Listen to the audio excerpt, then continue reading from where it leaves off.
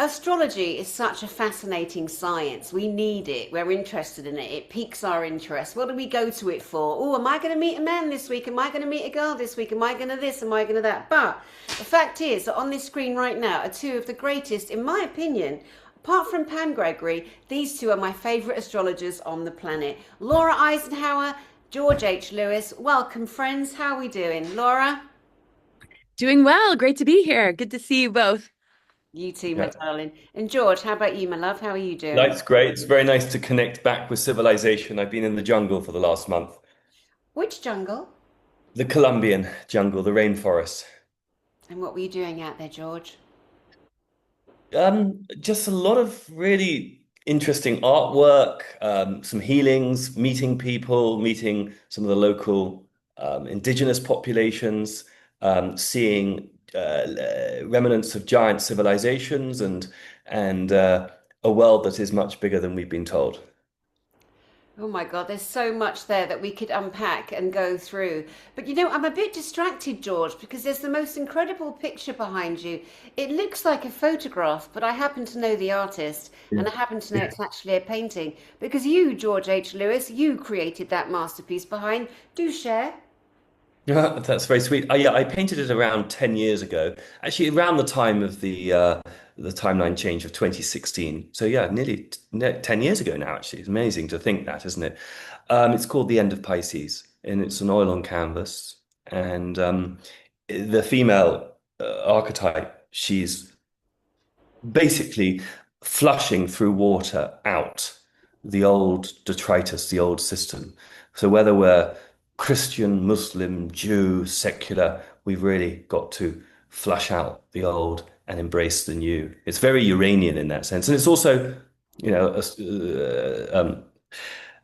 Laura and I talk a lot about this. It's the end of one era, the end of the age of Pisces, and it's we're entering into the age of Aquarius, which is a tough time, but it's a very exciting time. It's why so many of us are incarnated on this planet at this time to actually experience it. Most people don't realize that. That's why we're here. It's a very visceral, uplifting time, and many of us, especially on this channel and our groups, are here to help usher in the new consciousness. Absolutely. I want to remember to include your beautiful portfolio of great paintings, George H. Lewis, that you must remind me too, once we finish this broadcast today, that they are there and in place for everyone to have a look at the wide range of great art that you have created. You're an amazing person. Now, Laura, let's come to you because, again, you've studied astrology for so long. You have so much of you to offer and that you offer to this world. You're very, very well known for many different things. I think one of the things is your beautiful, kind heart. You have such a kind heart, you really do. And the knowledge that you bring, it has so many layers to it. So, can we get your take on from January 19th coming up to February 19th, my love? What is happening in the world of astrology? You're mute, my dear. You're mute there. Yeah, I always try and check that first. Well, there's a massive stellium going on in Capricorn. It's traveling. It's a traveling stellium. They're planets that are just next to each other for quite some time. And we're heading into a new moon. And the new moon happens to be this Sunday. And if you're talking about the 19th onward, that pretty much hits that date perfectly. The 18th is the new moon following, obviously Monday the 19th. So looking at the month ahead really starts with this incredible seed planting day. And when we look at so many planets in the stellium of, Capricorn, really powerful, alignments here. Mercury, Mars, Sun, Venus. Venus is, basically in conjunction to Pluto. That's already entered Aquarius. This stellium really represents grounding, the law of structure. With the Mars and Mercury conjunction, the words that we speak become a very grounded reality. So if people are making major decisions in their life, it's not just going to kind of come and go like as an idea or a concept. It's going to get pretty anchored. Things related to long-term vision. We've got harmony with Uranus. We've got, harmonious aspects with the Saturn conjunct Neptune. Saturn is the ruler of Capricorn. So what we envision will manifest. But if our creative channels and energies are infected with propaganda narratives, belief systems that don't serve us, negative self-talk, lack of belief and trust in the self. Um, the constant looking outside the self to see what the future holds instead of what's going on internally, that can also manifest. I mean, we're always creative. So this new moon is really, really asking for a level of seriousness, taking things seriously, taking our dreams seriously, and also the things we need to change in our lives. Saturn kind of teaches us that we're not, what's the word that we feel when we're, in our youth, untouchable, or what's that word, invincible. It brings a certain reality to it. But the thing is, Saturn is turning from being a lid and a container with the lid on top to the law of structure that is a container to hold the multidimensional, to hold our dreams, to hold um, our movement into greater embodiment as divine humans, as creative beings, as humans that are taking more responsibility for their creative energies instead of, constantly giving that over and giving that away and then battling the very thing that they've consented to, without realizing the underbelly of dark Saturn. So to me, this new moon really represents a major flip in the way that we work energy. And it's a refinement, and it's all about discernment and boundaries, because I feel dark Saturn and outer authority is turning into divine self-authority that has strong boundaries and discernment. So those squares in our chart, or the squares that we might have experienced in the past, no longer confine us, suppress us, or dictate to us what we should consent to. Instead, it's the ability to say no, the ability to protect your creative energy, and build the boundaries around it so that nothing can poke holes in it. And the thing is, the attacks won't stop, but maybe our attention on them and allowing them to get the best of us is going to begin to dissipate, I think, a lot for people, because the body, with the South Node in Virgo, which represents the foundation that we're reflecting upon, moving into the North Node, Neptune, Pisces rulership with the Saturn conjunct Neptune. So when we, integrate that polarity of the North Node, we're really looking at embodying heaven on earth within the human vessel, and looking at where our physical symptoms are showing us the way home instead of fearing them and thinking something's wrong with us. We have to really start to give the body more respect and understand it's steering us home. It's helping us to see what is right, because something wants to emerge and give us a message, show us our truth, show us, traumas, blocked creativity, our gifts and abilities that want to be shared. So the whole sort of purging that comes through that is going to set the stage for a lot more levity, lightness, and inspiration, I feel. Wow. Wow. So much there. George, straight over to you. What are your thoughts? Yeah, I mean, I'll sort of piggyback off some of that. I think the Capricorn stellium is interesting. It is this moving stellium. It's unusual. It's very powerful, as Laura's already mentioned, that Venus, Sun, Mars in Capricorn. But also we have this massive, because it's the winter months in the Northern Hemisphere, Saturnian era, in the sense of both in ancient astrology, Capricorn and Aquarius are ruled by Saturn.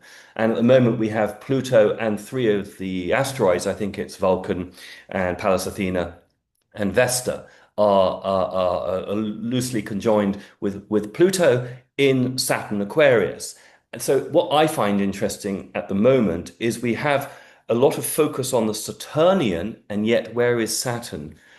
Basically at the weakest point of the zodiac, poised to move into Aries. Now, obviously, that's next month, Danny, when really Laura and I will let rip on the great Neptune-Saturn conjunction at the 0 point of Aries, which is very exciting. Basically, there is this massive tension between the Saturnian focus, and yet Saturn is doing it very differently. And Saturn, the law of karma, but also of structure, order, confinement, is basically being totally reactivated towards an individual new way of being for humanity. And that's where the freedom and the hope and the possibilities are so vast at this time. And again, that's why I say so many of us have actually come here to experience this at this time, because I think the last time we had a Saturn-Neptune conjunction at the 0 point of Aries was over 6,000 years ago. This is the great year, think Plato. This is not only the moving out of Pisces into Aquarius, which is the great clock of the precession of the equinox.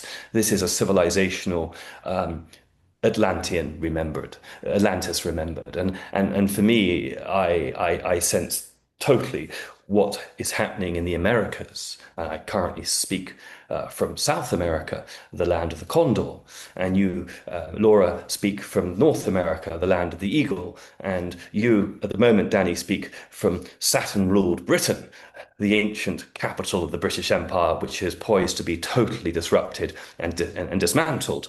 The Americas is being reborn in a way that most people have no understanding what it is. It's a karmic cycle of Atlantis renewed, but this time bringing in those sacred tenets of Sophia, which Laura speaks so eloquently about, which really are Lemurian in its frequency.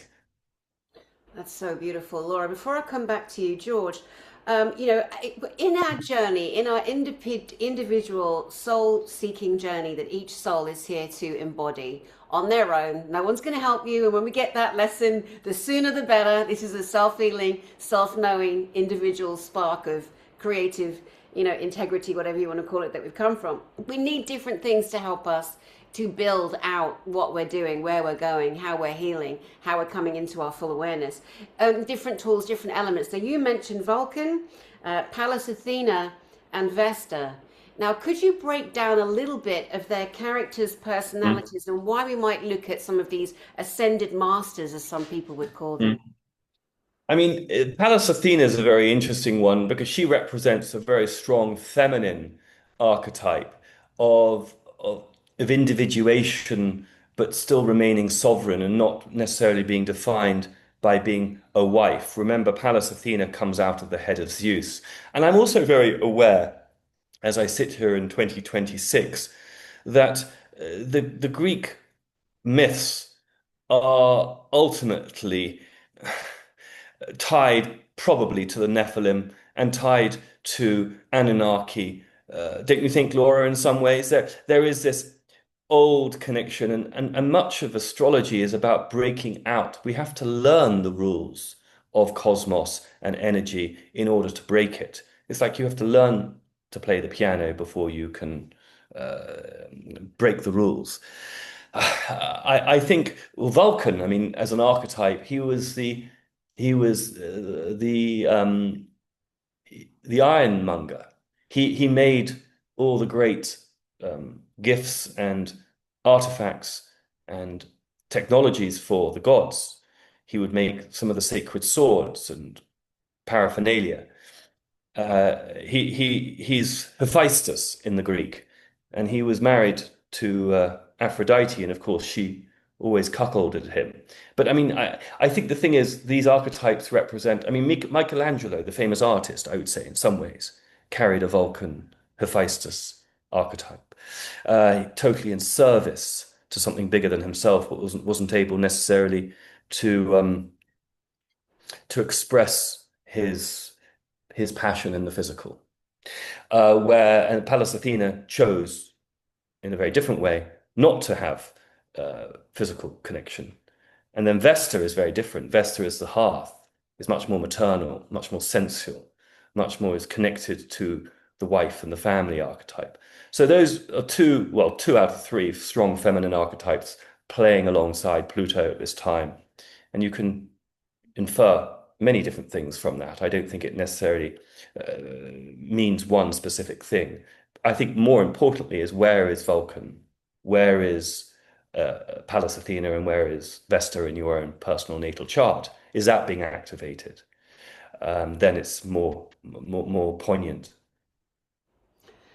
Laura, you mentioned Stellium and you mentioned the South Node in Virgo.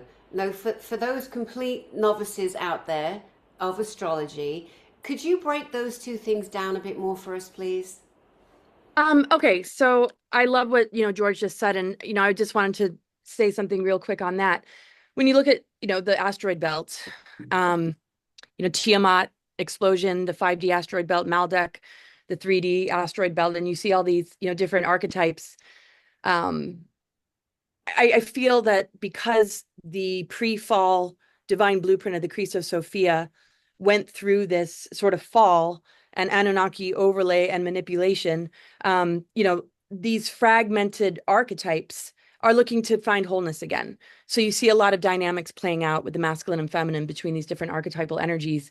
And I feel that we're the living myth, and we reconcile these archetypes within ourselves to rebuild that 12-strand DNA and bring it back into sacred union coherence through experiencing different levels of them and how they interact with us, depending on where they are.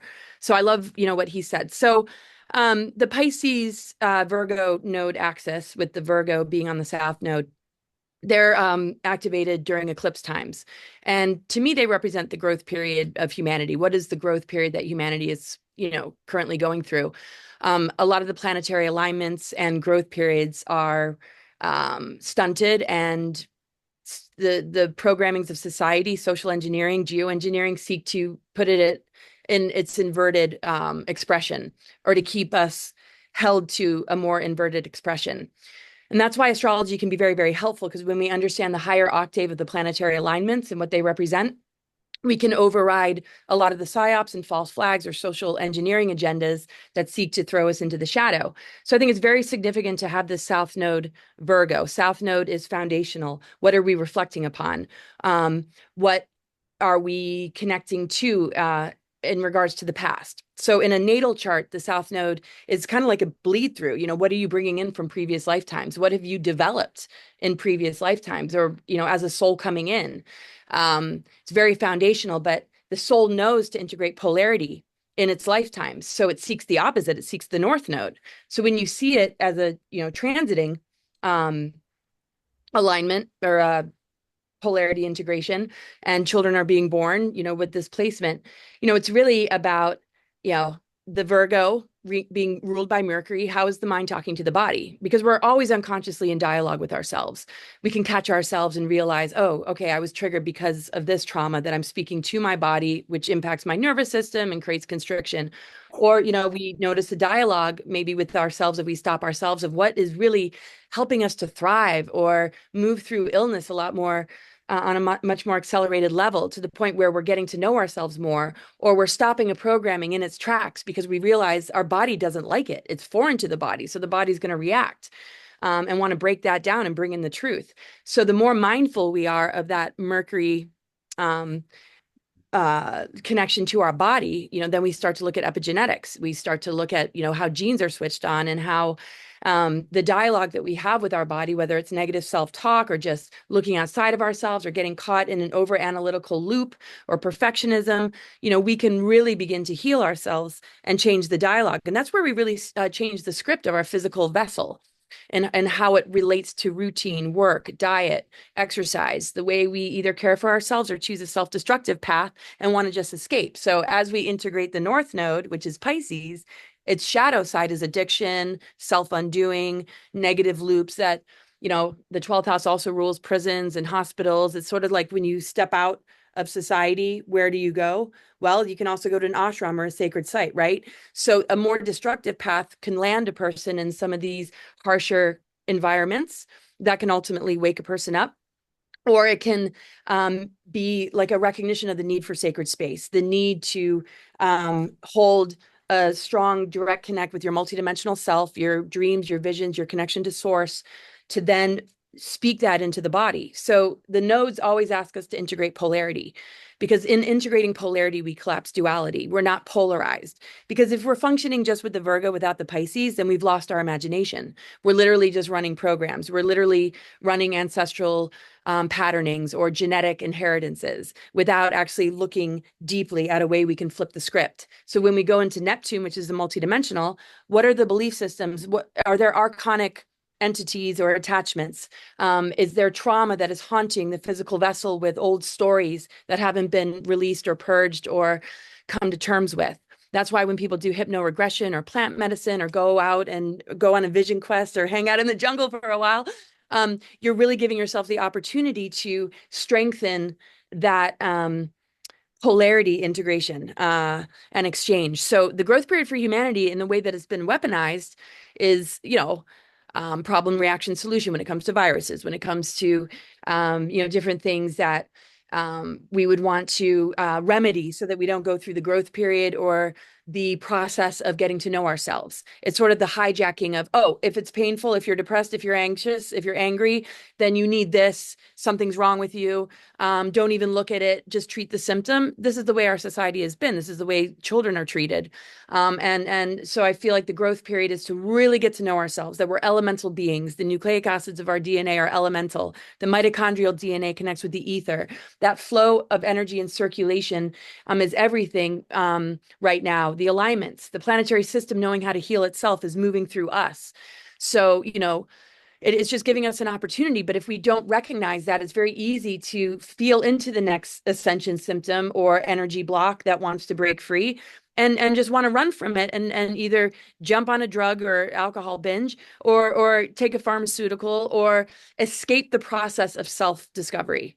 And this is a time where we're being pushed to really honor what our body is telling us, what our consciousness and dreams are wanting to speak to us. Because to me, depression is really our soul longing that wants to be heard.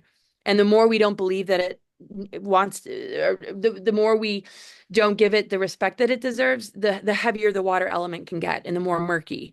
So every elemental is just wanting, more recognition to move into the higher octave. Like we can't just be angry for no reason.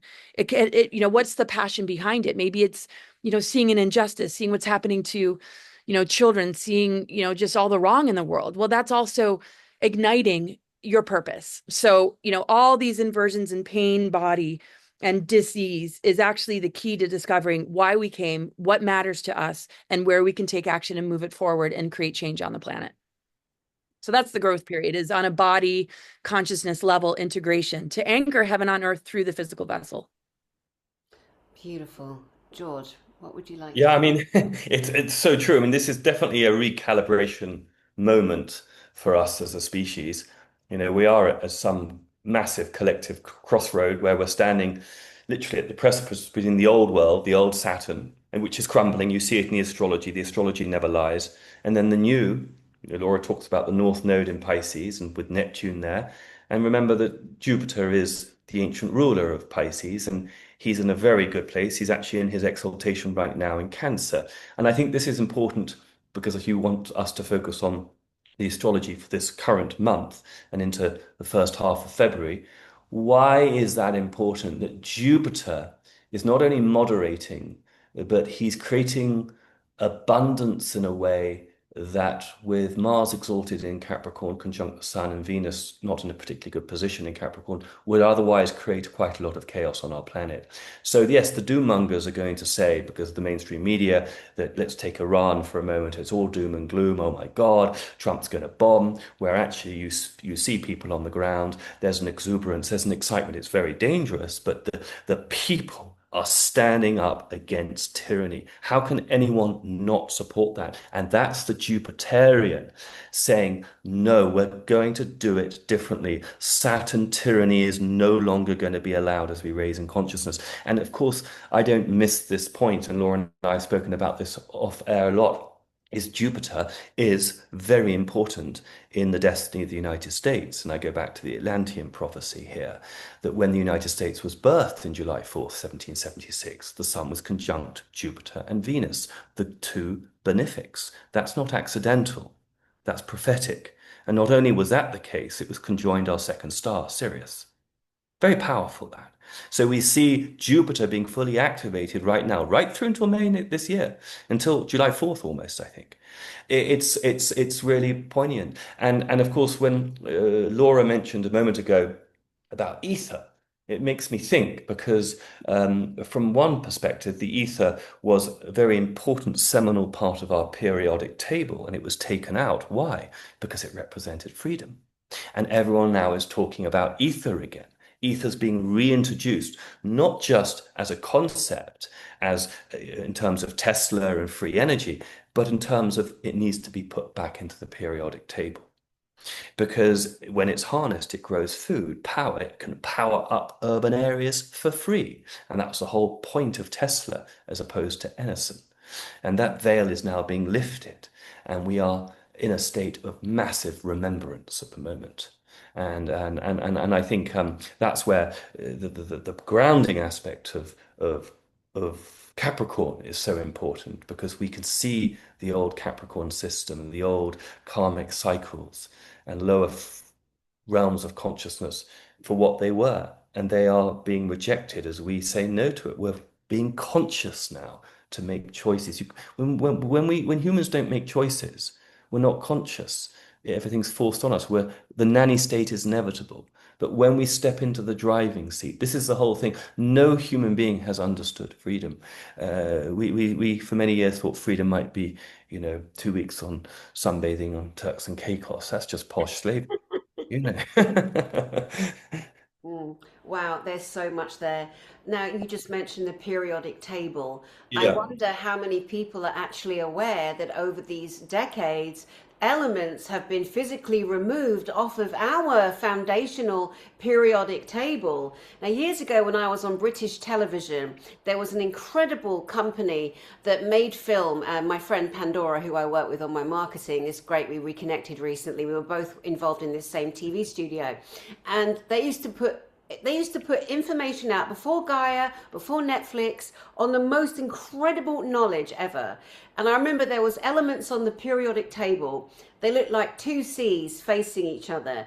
And it was said that those two particular elements were able to create anti-gravity, so collapsing mass. And of course, they were removed. You know what I mean? And you talk about ether. You look at the Tartarian images that we see. Of course, Tartaria is very much coming back. And I'm very responsible for making a big noise about Tartaria this year because I've got Guy Anderson speaking at my conference. And that man is an absolute encyclopedia of the reset of humanity 1776 and before, where billions were genocided. Yes, and they're trying to do it again now. History repeats itself when we allow it.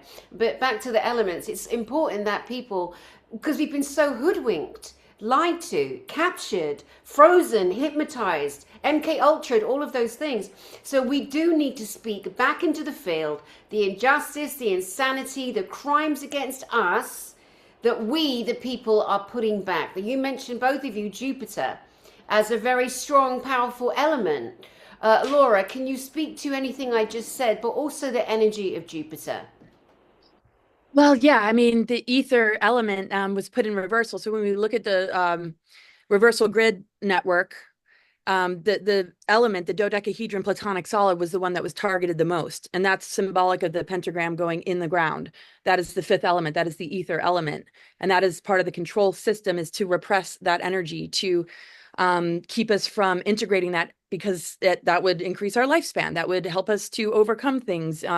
We would be a lot more sovereign. We would rapidly heal from things a lot more easily. It's connected to the mitochondrial DNA. So the damage that generation after generation is passed down to each other is like the loss of the mother principle. Even if there are figures like Mother Mary and Mary Magdalene in religion, the reversal grid network is based in dark mother reversals, the mothers of darkness, the architecture of the Illuminati that hijacked the 13th as a number, made it something to fear.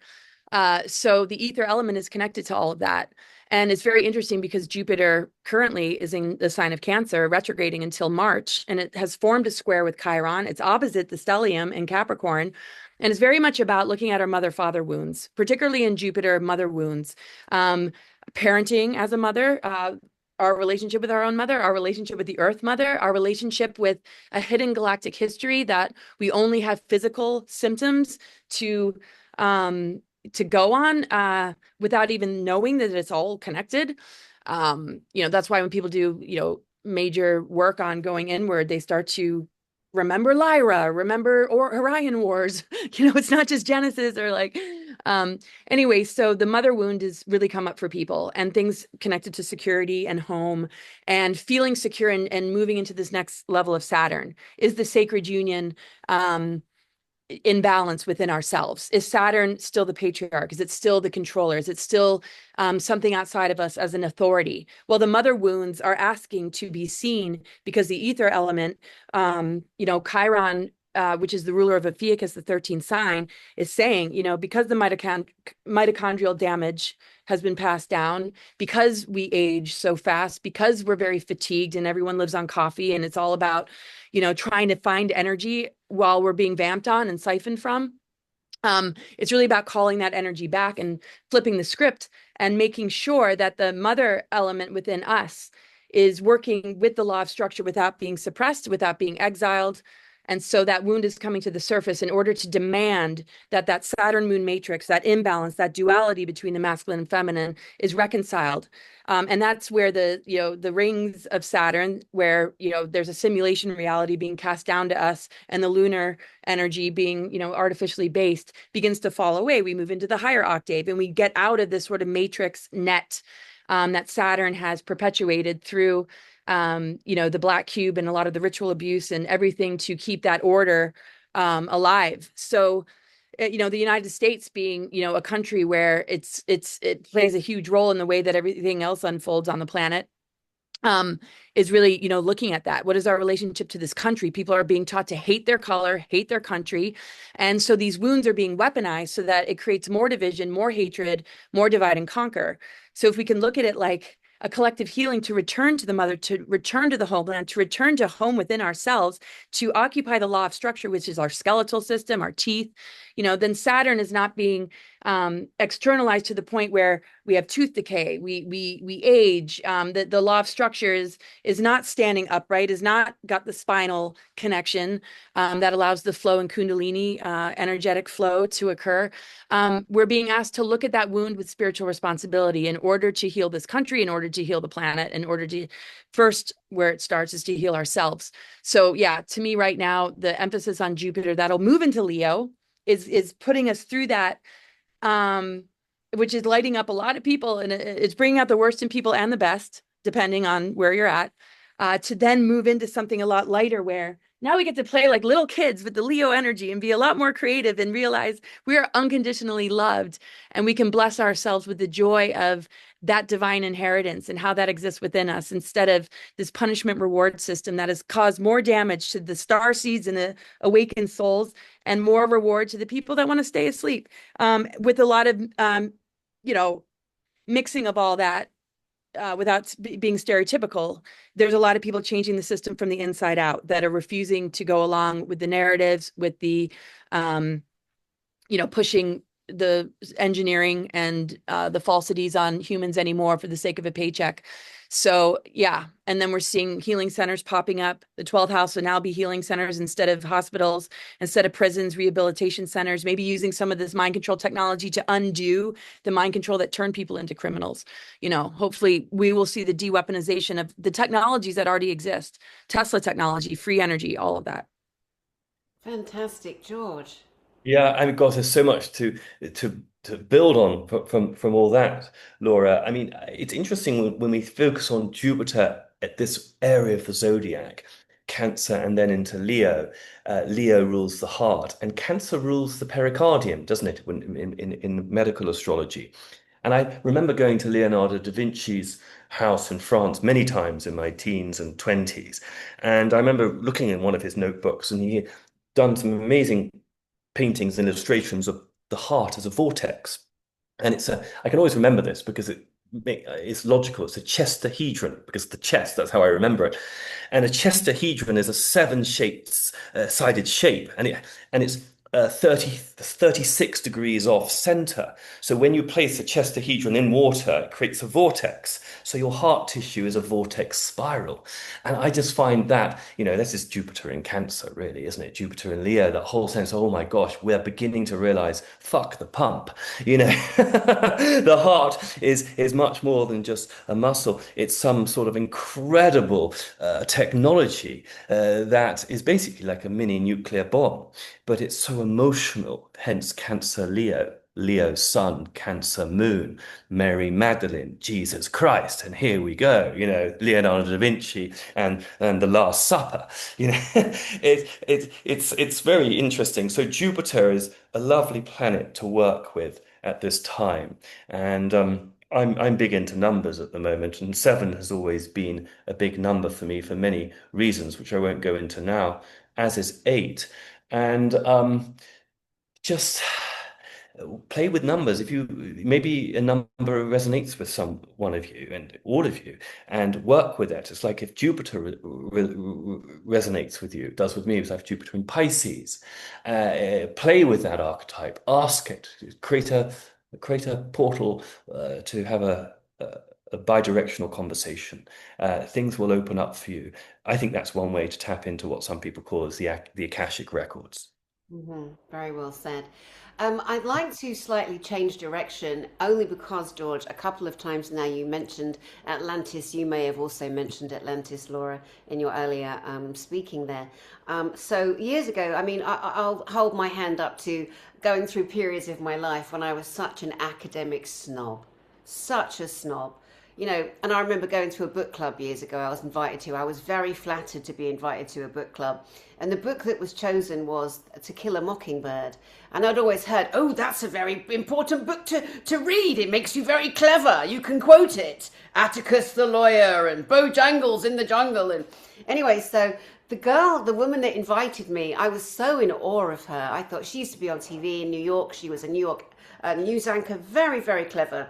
Had the biggest boobs you've ever seen, but denied they were fake. Okay, that was the first red flag. Anyway, long story short, she invites me to this book club where we're reading, To Kill a Mockingbird, which I loved, by the way. I did love that because, please, I finally nailed it. I was in my 30s.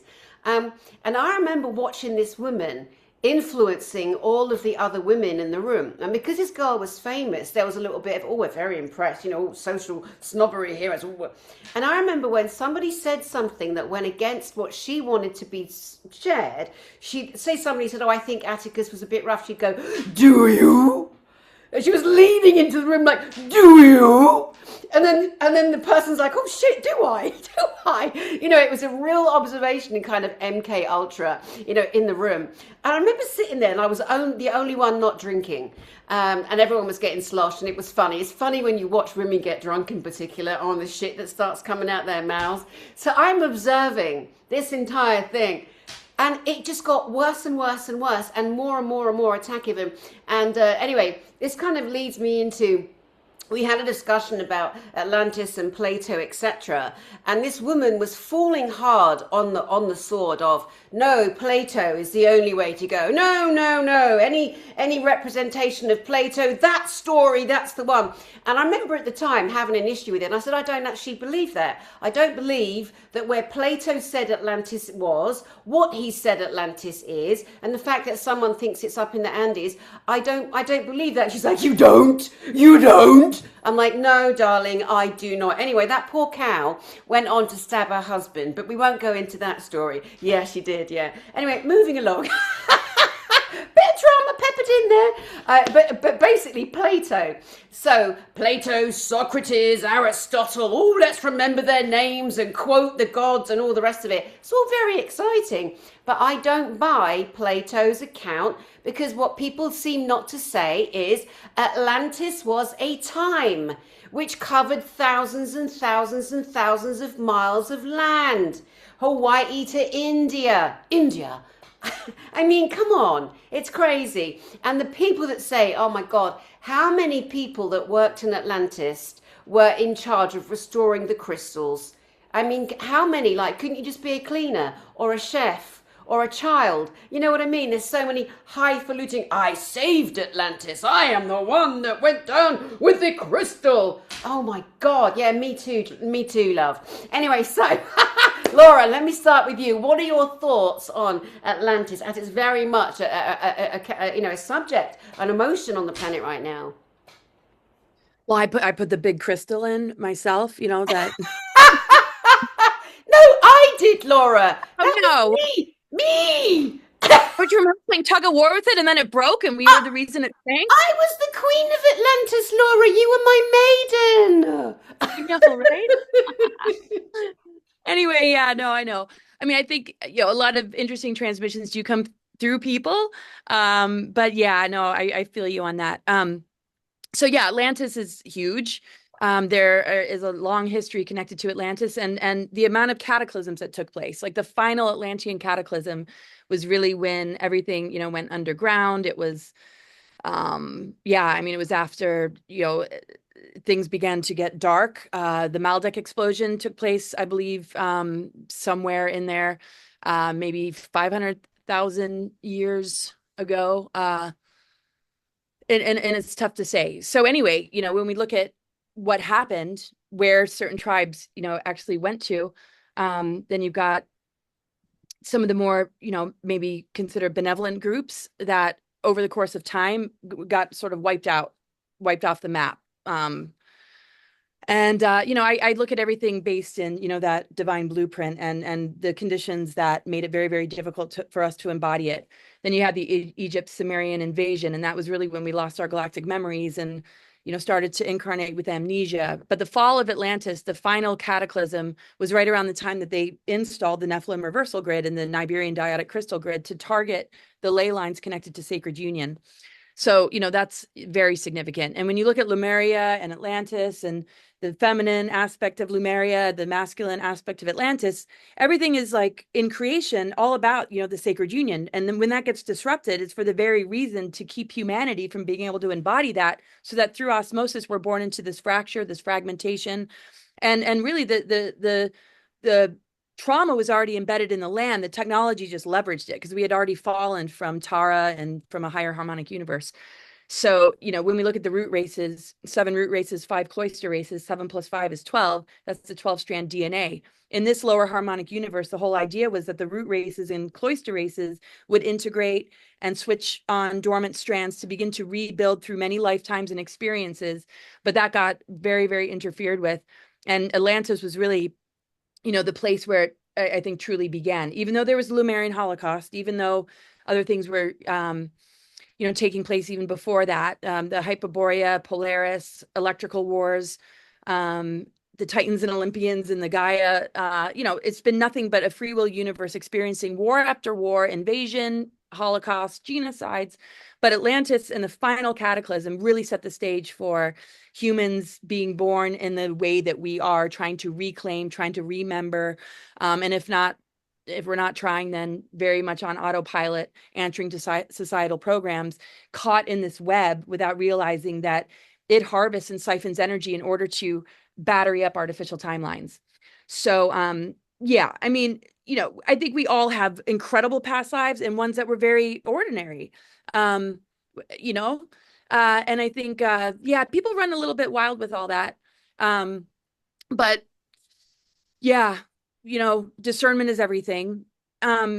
Reflecting on something and giving voice to it without using it as a reason to override or dominate would be nice. Because I think, the most important thing, at least my hope and goal, is to activate or remind people of what's within all of us. And that we have different functions, but there's no hierarchy. Hierarchy is just really not where it's at. And to get to pre-fall conditions, we're more in this sort of unified ecosystem where all our functions work well together in order to bring in, the energies that, the earth circulates with us in order to sustain advanced civilizations again, without, that dark element coming in to invade what's fragmented. Because just like when we're in our systems out of balance, it's much easier for us to be invaded, for us to be mind controlled, for us. And that's why they use trauma-based mind control, because a fractured consciousness, a fractured being is more easily manipulated. So we see the concentrated version, and then we see the social engineering version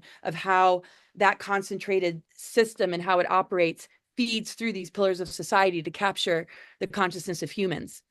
And that's why all of this coming to light is healing everything that took place back then, and is restoring the balance of the Lemuria and the Atlantis, and taking us all the way back to, the origins that we experienced through the trauma body and the clarity that we can bring to it to restore that divine blueprint. And obviously it's not going to happen overnight, but our consciousness can connect to the galactic remembrance and then inform physical matter, not just the physical body, but physical density, to then begin to collapse the control matrix and de-weaponize things like 5G and all the frequency distortions that are trying to keep us in this loop to continue to feed. So I probably went off way too much on a tangent there, but I love it. I love it so much. Gosh, you're just such a body of knowledge. George, what would you like to say to what Laura shared there? Well, I mean, I think Plato's limited contribution has been redacted over many centuries. I believe there is much more in the ancient world about it, and I think the control system's been so strong in the old world for so long that it's just got smaller and smaller. So we're given this tidbit, oh, it was beyond the Pillars of Hercules, which is the Straits of Gibraltar, which is still controlled by Britain, by the way. It's so fascinating. So the physical and the metaphysical still manipulated. Thank you, Saturn.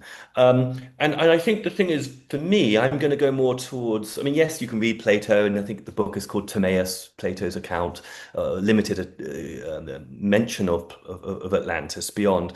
But I think I go to Edgar Casey, and for me, that's where I tune in. And Atlantis was real, it was global. I believe actually it's basically the Americas, it's the New World. And it got distorted. And I think there were these, two factions. I think the sons of the law of one were one, and people like ourselves, hopefully, maybe not. Maybe in that life we were the sons of, is it Belial, the selfish, materialistic ones. And here we are again, in a way, battling it out. And this time, I feel we're much more conscious. That's what I sense is we're going to bring in those Lemurian strands, those Sapphic codes, those Magdalenian concepts in order to balance out the rather remarkable but masculine, active, crystalline work that everyone knows about, which is the Atlantean model, with that feminine Gaia, and in particular, we have just been in the jungles of North Colombia for the last 3 weeks. A real understanding of the chthonic, the earth, and so much is from the frequency of the earth that we don't actually have to do as much as we think. We can really start to absorb that energy in that indigenous way that they've always remembered how to do, and we are relearning once again. So in some ways, for me today, the Atlantean conversation is a remembrance and a return in some ways, part of the prophecy of the United States. I do feel that. But this time it's maybe an incorporation and an absorption of that Lemurian principle as well. So beautiful. Uh, Before Laura, I want to talk to you or ask you your thoughts on what you mentioned, the Lemurian Holocaust, and there are people that never heard of Lemuria, and they really do need to. But before we go there, I just want to say to the audience watching, I'm a wild free spirit, so I don't tend to think or worry at all what anyone thinks, and people do get triggered by my gob. Oh well, sorry, mwah, love you, mean it. But past lives we've all had, and we've all died in our past lives. It doesn't matter who we were, what we think we are, what proof we have. It doesn't matter. Who gives a shit? What are you doing now as a good human? How are you serving humanity? Are you able to tap into your Akashic records? Are you able to scan and bring forward skills that you had back then that can serve your brothers and your sisters now? That is what is important, not walking around saying, I was Princess Bollock Tops of Atlantis. Follow me. No. You deluded nut job, sit down, please. I'm just saying that the past life thing sometimes goes too far. But those that are new to it, those that are just figuring it out, I understand that journey. I was on that journey. I was very precious about who I thought I was in a past life until I decided to recognize that it doesn't matter. I died. We all died. We've all died awful, horrible deaths. Let's not pull the drama of that in. But let's just be okay and stand on the fact that we're in a war right now. We're in a spiritual war in 2026. There is mass potential for Holocaust globally if we don't stop it, if we don't step up, if we don't stand strong in our spirits and recognize what is actually happening. So, and isn't that the great Atlantean warning that Edgar Casey spoke about? A warning about technological hubris, a story of lost spiritual unity. And here we are again. I couldn't agree more with you on this. It's also a myth of the American destiny. Now, a lot of people will say that's controversial. Well, I'm putting my flag to that mast. I think that's why we're here. Is to renew the Atlantean conversation, but to upgrade it and to take it into a very new, harmonious way where we all can benefit. The true American spirit can once again soar high, where condor and eagle come together. Beautiful. I need to lie down after that, George. Laura, let's talk about the Lemuria, and let's talk about the Lemurian Holocaust, please, if you're comfortable. Yeah, I mean, yeah. But we're not going to all experience maybe similar resonance with how we look to the past. So, kind of take it with a grain of salt. But the Lemurian Holocaust, yeah, is connected to the Atlantean, timeline. And so I guess there were Draco tunnels between Lemuria and Atlantis, and humans tried to seal off the underground tunnels, and there were cataclysmic results, massacres that people have memories of that, has come to light in Kauai later on, 22,000 years ago. And everything about this was to kill the matriarchal influence. And that's why what a person discovers when they talk to people that have been through the trauma-based mind control, they're trying to harm the relationship with the mother, your biological mother, the mother, and learn that, like God hates you, and that, you just have like a very distorted relationship with the mother. So when we look at the origins of this, it's pretty wild. So the relocation to Egypt was an attempt to like heal and repair the surface of the planet from what happened in the inner worlds and underground. So, and then when we're looking at like Atlantis, that is when the technology kind of went offline. So, and we're talking like pyramids, pyramid technology, teleportation, bilocation, and ascension chambers. So factions of the Anunnaki, basically targeted this. And so there was an aggressive plan to take over all of the Earth ET technology to capture humanity for genetic experiments and to create a worker race. So, the Lemurian Holocaust, the Atlantean cataclysms, then boom, right? We refer to these places and memories because this was when our physical vessel was operating at a more advanced level. We had longer lifespan. Yeah, so we were vulnerable to invasion because of the traumas that came before. A lot of individuals that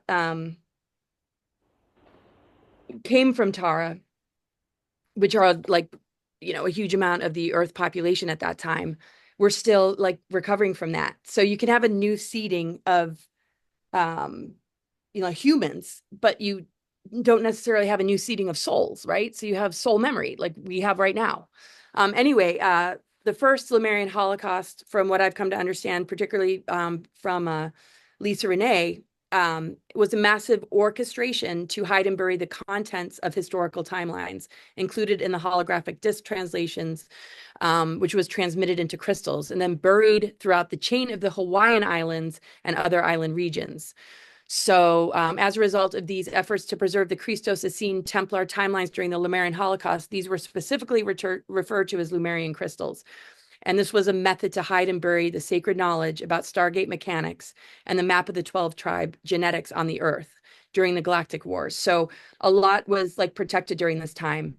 And so many souls that have incarnated, and different ages that have occurred and different beings that came to Earth, like Yeshua and Magdalene, and different embodied remembrance and passing down to these teachings. They always knew that the window period of ascension would be the time where this mass healing would take place. And it would be very hard in the 26,000 year cycle of the precession of the equinoxes to achieve any form of ascension until this cycle had completed itself. Because the final Atlantean cataclysm occurred 26,000 years ago. We are here to revisit that and have this massive healing. And I feel it's between the Atlantean and the Lemurian and all the trauma from that. Wow. And one also could say the other great flood was the opposition of that 26,000 year cycle, perhaps, Laura, 12, 13, 14,000 years ago. Or 12, my math isn't very good, 12 and a half, 13,000 years ago, which is like the opposition, the halfway point of the precession of the equinox. There was some mini cataclysm then, perhaps. So it's the cosmic clock, isn't it? And so here we are again now, completing the cycle. And this is the moment for the ascension, because if we don't do it now, we have to wait another cycle or another half cycle.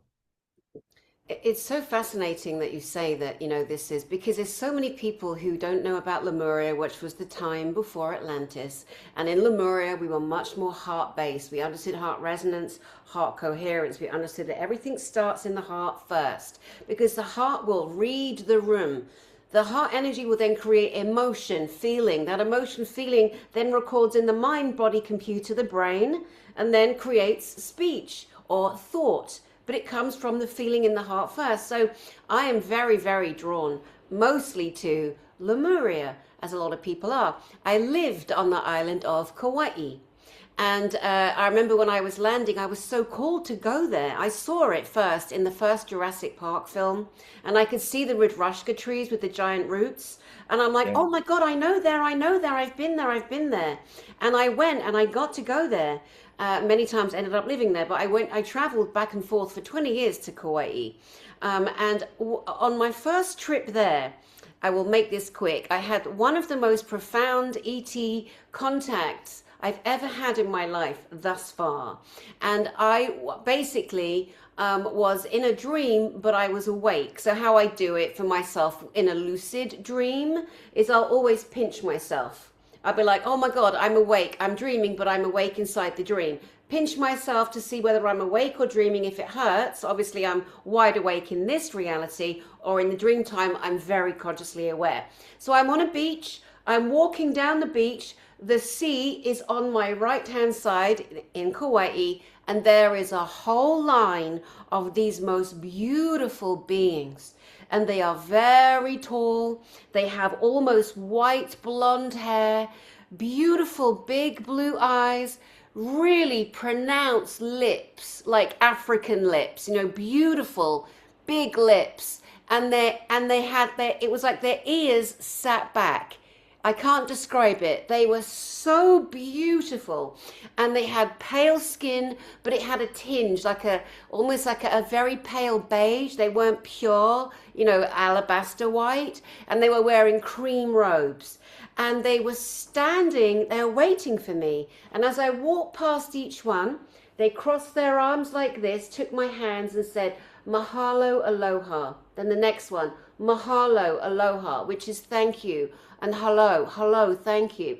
And at the time, I'd never heard the word mahalo. Everyone's bloody heard aloha from Hawaii 5 but I'd never heard the word mahalo, didn't know it was, thank you. I get to the end of the line, and this little guy, this little one, he steps forward and he looks like Yoda.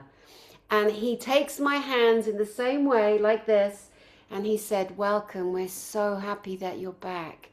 And then I woke up, I'm like, holy God, that was amazing.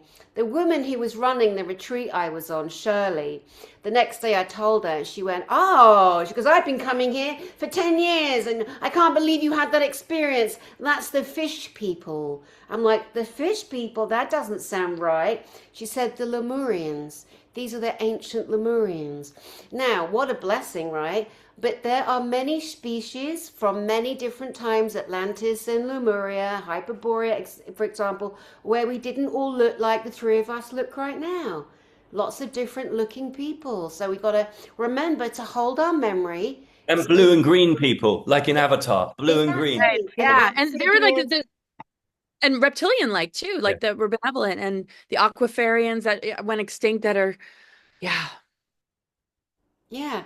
So again, standing on people's memories, owning them, like I said, don't postulate to be the king or the queen. Nobody cares about that. But own your memories, share your memories. And I remember the book that I read before that really brought me into some other awareness of Atlantis was The Only Planet of Choice, Phyllis Schlemmer. You guys remember that book? No, I don't. Oh, But wow. but you made me think of something. Good.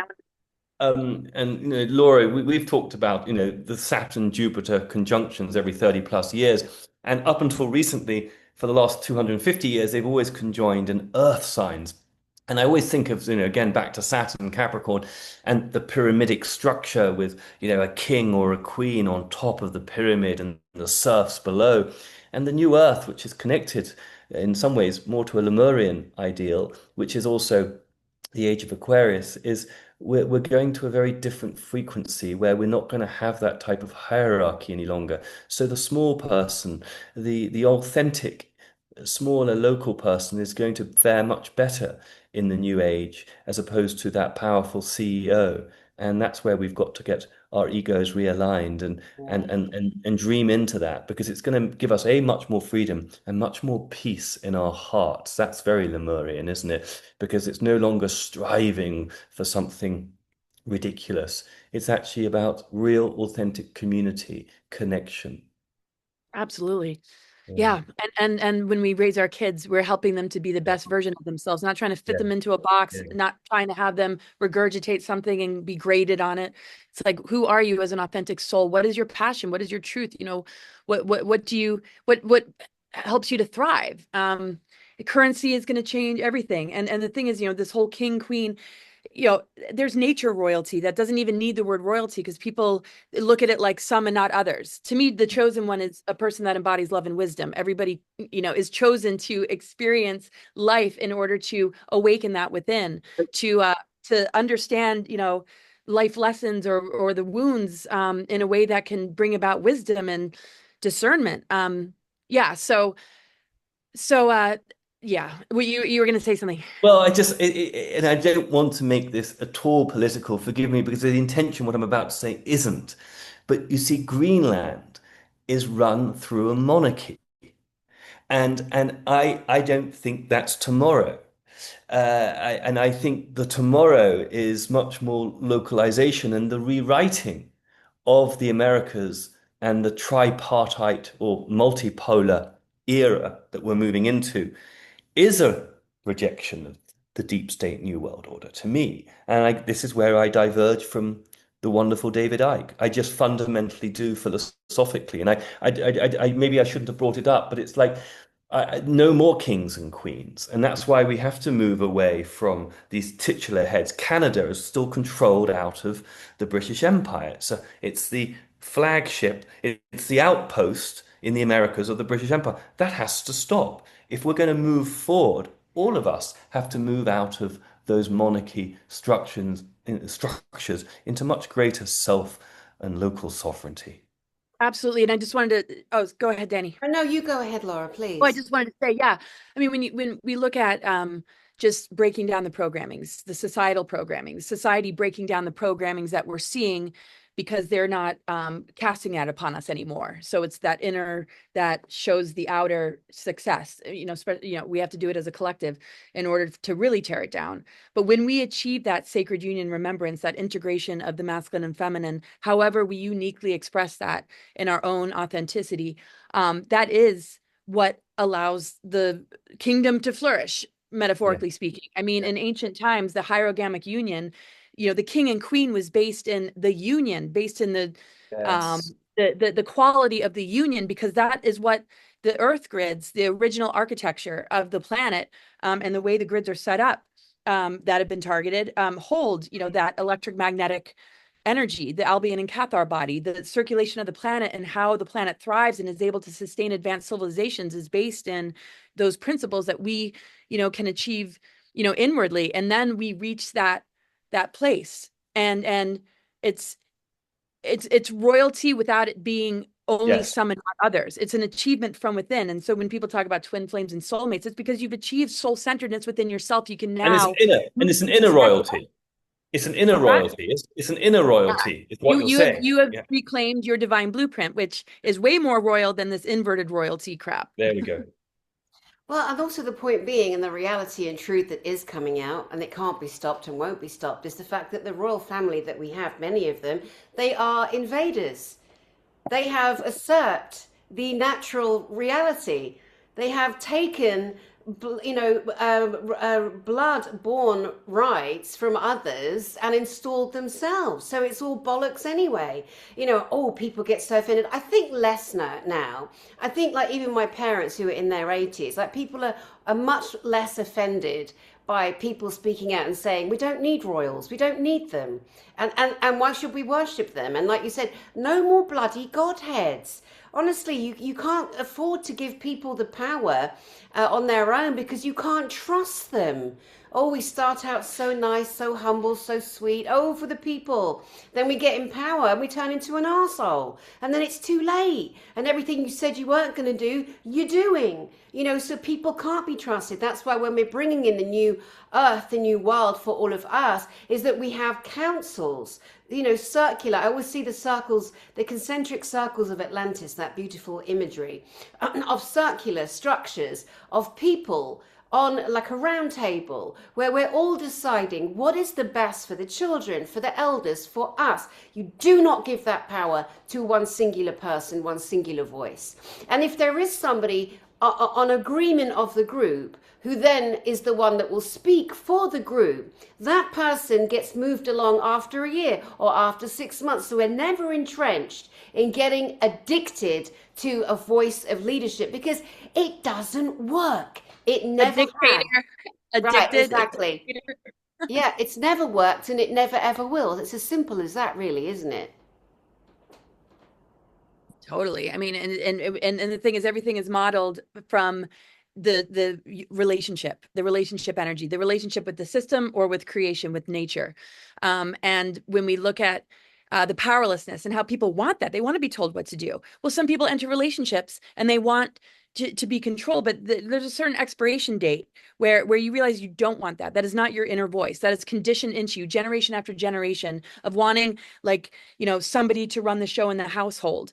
And sure, if you fall into those roles and you're happy with it and there's mutual love and respect, great, because you're just as much of a leader, being, tending to the kids that you are, going to work. But it's the behavior patterns of like teachers, shut up and listen. Everybody deserves to have a voice and have a say so. So the old model of, Saturn, which also rules commitments and responsibilities, is that there's one in charge and the other person is lowly and controlled. Narcissistic behavior is like that. Negative ego just wants to be in control and wants to belittle in order to weaken that person so that they can get them to do what they want, and they have no self-esteem anymore. And so we're seeing a world, mirror back to us that achievement of more balance and harmony in ourselves, in our relationships, because that just doesn't work with voting for somebody, sitting back and saying, when are they going to do it? We're all leaders. We all have to rise. And the thing is, we can support this administration by saying it's not all up to you. And this was something that Eisenhower always pointed out. It is never about one person. It is about all of us. Anyway. Yeah, I mean, I also think with the Saturn, well, the planets currently in Capricorn and Aquarius, we're looking at the negative inverted Saturn that Laura's just spoken of, is that sort of master-slave archetype, where we're all being affected, whether we're the Dom or the one being spanked. It's diabolic because it's not volitional. When we can turn Saturn into real basic, clean structure, which has a spiritual frequency. Let's quickly go back to the myth of Capricorn. Originally, Capricorn is a sea goat. And the whole point of the tail of the goat, the sea tail, is its connection to the divine, to the Neptunian, to the spiritual. And once the Capricorn sea goat loses its sea goat and it becomes a goat and climbs the mountain and wants to ascend and be master of the universe, hence the Capricorn devil card in the tarot, it's become inverted and negative. We have to re-establish our tail to the waters. So beautiful. It's the integration of the Capricorn Cancer and yeah, exactly. authority without the emotional intelligence is brutal. When we see mandates, when we see the authority of parents stripped, and the government basically, they want to own your children. I remember seeing a story coming out of I don't know, maybe it was Germany, where the mother was charged with kidnapping her kids because she didn't want to go along with the mandates. That she was charged with kidnapping her own children because the government was more of the parent to the children than the parent themselves. That is just... It's diabolic. It's a sick insanity. I was going to say that. Go ahead, Saturn. Sorry, it's not the father either, like taking it away from the father. So go ahead, George. Sorry, there's a little delay on where I am here. It really, Saturn, remember, eats his children in the myth. Well, look at the dark Saturn and Moloch and sacrifice. Yeah, exactly. So we're reconfiguring, reinventing the myth. The archetypes always evolve, as Joseph Campbell taught us. They're never static. And as our consciousness rises, the evolution of the archetype morphs as well. Right. And there's a higher octave and a lower octave, Yeah. and within ourselves we can move to the higher, and the world will eventually morph into what we consistently hold and ground, because the timeline, is determined by our what we, Well, that's embody. and Saturn used to be a sun. It used to not have the rings. It used to be a sun, and it had a feminine energy. yeah, and that's also the epigenetics that you were speaking about. Like Caroline May says, our biography becomes our biology. Our biography becomes our biology, not just our biology becomes our biography. It's a sense of, what we put into our thoughts, our patterns, our creativity becomes who we are. Wow, just incredible. Well, I love hanging out with you two, honestly. I look forward every month to our drop on the astrology that you so beautifully and poetically bring, and the other subjects that we get segued into. It's so fun. So thank you guys so very much. Laura, I'll come to you for final words of the day, and let us know, can we get hold of you? Do you do one-to-one still? What are you offering? And then George, the same. How can we get hold of both of you, please? Hey, okay. So this was really great. Thank you for having us. I look forward to next time. My website's cosmicgaia.org. And if you go on the book link, you could see what I offer. I do one-on-one sessions. I post on Substack when there's like a window where I'm going to do like marathon ones for like a discount. So Substack's really a good place to follow me or find me. I write a lot of articles there, weekly astrology. I have a subscription thing. I've got my YouTube channel back. And yeah, so the best place to go, though, to find all of it is cosmicgaia.org. Perfect. George. I think the best way to find me is georgehlewis.com. My website is actually being updated, which is very exciting. I've got some really nice new things I shall be revealing on it in the coming days and weeks, so that's exciting. And if people want a reading, an intuitive or astrological reading, they can contact me through the website or through my Instagram or my TikTok, Truth Social. It's always George H. Lewis. Beautiful. Well, thank you again, both of you, for coming to my beautiful channel, hanging out with me. And I send so much love to the beautiful audience from my heart to yours. And I'll be back with these two next month. But for now, take care, stay strong, and get on with that inner healing, guys. Lots of love. Mwah. Thank you, George. Thank you, Laura. Bye.